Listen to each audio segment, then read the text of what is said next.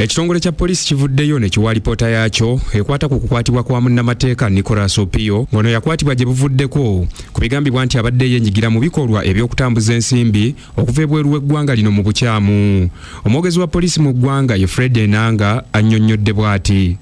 Twagala okutegeeza bannayuganda nti akabondo akeenyigidde mu kunoonyereza kw'ebyo bigambibwa nti lawyer Nicholas Opio ne banne baali beenyigidde mu bikolwa eby'okuyingiza ssente mu Uganda mu makubo amakyamu keeyongedde okugaziya okunoonyereza kw'ebyo bye kabadde kazudde okuviira ddala emabega era kye twagala okwongerako okutegeeza eggwanga kyekyokuba nti akabondo k'abakugu abeekenneenya ebizibiti ebiba bizuuliddwa aka Directorate of Forensic Services era kayina ebizibiti omuli ebyuma bikalimagezi ebyazuuliddwa kali mu kubyetegereza n'okwekenneenya bagezaako okulaba ssente zino ebitongole bino lawyer Nicholas Opio babadde akulira ssente zibadde ziyingira awo zibadde zisaasaanyizibwa zitya ziyitira mu makubo ki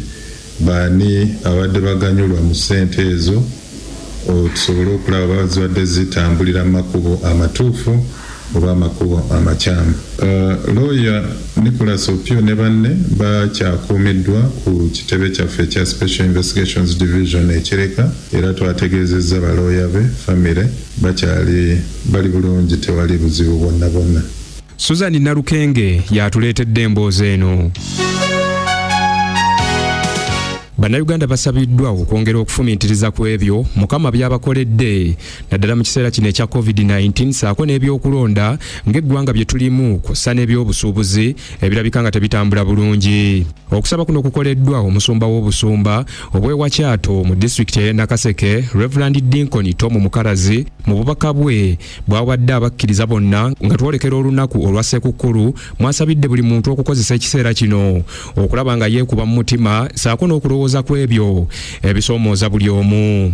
Twagala okwebaza Katonda atutuusizza mu kiseera kino ne mu nnaku zino wadde nga tuli mu kiseera eky'okusoomoozebwa okunene ennyo ekya COVID-19 era atutuusizza ne ku mazaalibwa ga Mukama waffe ag'omwaka 2020 naye okusinga byonna mu kiseera kino tuleme okweraba nga ab'amaanyi n'okweraba nga ab'enjawulo naye tugulumize Katonda n'okwebaza Katonda kubanga yatubedde n'okutuukira ddala mu budde buno.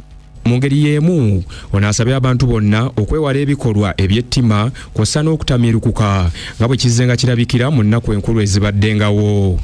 Abantu nga bali mu kugula emmere, abantu nga bali mu kugula engoye, abantu nga bali mu kugula enva ne bibanaalya naye tweteeketeeke ne mu mwoyo nga twenenya mu mutima gwaffe ne mu bulamu bwaffe n'okukyukira omutonzi nga twegayirira. Mukama atuwe ekisa tetunywa mu mubiri naye tutamiirukuke mu mwoyo mu maaso ga Katonda. Omulongo wa Swakagere yatuleetedde emboozi eyo. Gavumenti wamu n'ebitongole byayo ebivunaanyizibwa ku mateeka agalungamya ku nkuza saako n'okulabirira abaana mu ggwanga bisabiddwa okussa ekitiibwa mu mateeka naddala ago agabatangira okugwa mu bikolwa eby'okukabasanyizibwa mu biseera bino eby'ennaku enkulu kw'ossa n'oluwummula lwe balimu bonna ng'abayizi. Abakulira ekitongole ekirwanirira eddembe ly'abaana mu ggwanga ekya National Children Authority nga bakulembeddwa mu Martin Kizza mu mboozi ey'akafubo gye babaddemu ne Super FM agamba nti abakwasa amateeka beesuuliddeyo ogwannaggamba oba oliawo kye tuvudde tulaba ebikolwa ebizibu ennyo ku baana b'eggwanga lino naddala abaana ab'obuwala. N'olwekyo ab'ekitongole kya National Children Authority tukuba omulanga eri abantu bonna ne gavumenti eyawakati ne local government n'ebitongole ebirala byonna nga bw'otaddeko n'ab'omu byalo ne mu maka okuwagira etteeka lino nga baliteeka mu nkola olwo tuyambe abaana bonna mu ngeri ey'enjawulo mu kukulaakulana n'okufuna embeera ennungi eyeeyagaza mu ggwanga. Wabula ono agambye nti etteeka lino ppya nnyo naye nga lya nkizo nnyo mu kukuza omwana w'eggwanga lino. kalino epya erya National Child Policy lyatongozebwa gavumenti mu nnaku ntono eziyise yankizi nnyo okukulaakulanya abaana mu ggwanga lyaffe. Etteeka lino likulemberwa minisitule y'ekikula ky'abantu, Ministry of Gender, Labour and Social Development, nga kiyambibwako ekitongole ekya National Children Authority okulaba nti liteekebwa mu nkola. Hakim Mubiru yatuleetedde emboozi eyo. Abazadde bonna mu ggwanga basabiddwa okufaayo ennyo ku baana baabwe naddala mu kiseera kino kijjuddemu ebintu ebisoomooza omuli obulwadde obwa COVID-19 saako n'ebyokulonda nga babakubiriza ebiseera byabwe byonna ebisinga babimalire mu kusoma ebitabo byabwe baleme okwenyigira mu bintu ate biyinza okubaleetera obuzibu mu bulamu bwabwe. Okukubiriza kuno kukoleddwa abakulira ekibiina ekirwanirira eddembe ly'abantu naddala ery'obulamu ekya Making Difference Face to Face nga bakulembeddwamu Mushabe Samuel babadde nga basinkanye bannamawulire ku kitebe kyabwe. So ekiseera kino tukubiriza abazadde mulabirira abaana bamwe bulungi.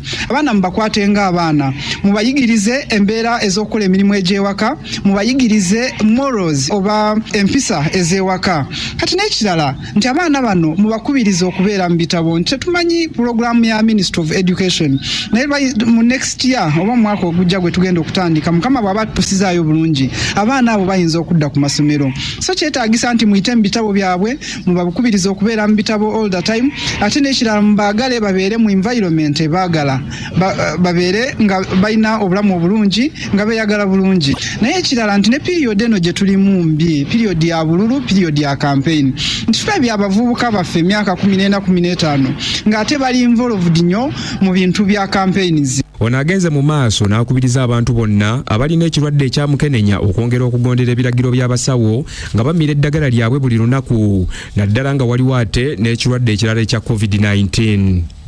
Abalwadde abali HIV positive nti kye tusooka okubakubiriza ddala kusigala ku ddagala, mumire eddagala nti kubanga nga bwe bazze bakirambika ab'ebyobulamu nti COVID-19 wajja kubajjukira COVID-19 virus ate ng'olina ne virus eno ya HIV nti virus bbiri bwe zibeera mu mubiri gwo awo gubeera weak oba gunafuwa. So tubakubiriza nti mubeere ku ddagala nti ne COVID ono bw'omufuna ng'oli ku ddagala at least obeera ne immunity oba obeera n'amaanyi ag'omubiri agasobola okumulwanyisa.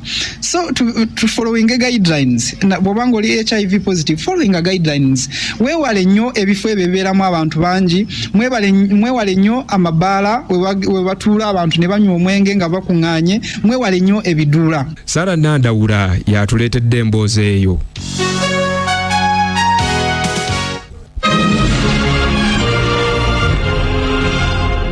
Abantu abasoba mu 100 battiddwa batamanya ngamba mu bugwanjuba obw'eggwanga erya Ethiopia nga bineno byasanguziddwa ekibiina ekitakabalira eddembe ly'obuntu. Omusawo omu okuva mu ddwaliro erimu ategeezezza nga bwe bali mu kujjanjaba abantu abasoba mu 3 ng'ate abandi nga bali mu mbeera mbi ddala. Abakoleddwako obulumbaganyi be babasangibwa ku kyalo ekimanyiddwa nga Bekoje, naye ng'okusinziira ku Ssaabaminisita wa Ethiopia Abiy Ahmed agamba nti mu kitundu kino mufumbekeddemu nnyo entalo z'amawanga.